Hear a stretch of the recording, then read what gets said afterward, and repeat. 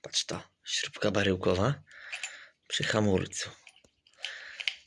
Tak nie może być wykręcona. Jak już jest, to trzeba kontrę do klamki i cyk, siedzi. Bo jak to wykręcisz, tu chyba jest plastikowy korpus akurat, i wciśniesz hamulec, to może się wgryźć w gwint i nie zahamujemy. To musi być dokręcone. O, to ktoś to elegancko ustawił.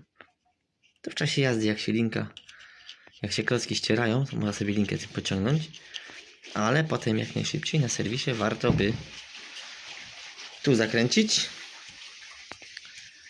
i potem sobie rozpiąć, śrubkę poluzować, tu linkę podciągnąć i przykręcić. No, żeby nie jeździć tak z baryłką wykręconą, bo to w razie nagłego hamowania ona się może schować i nie zahamujemy.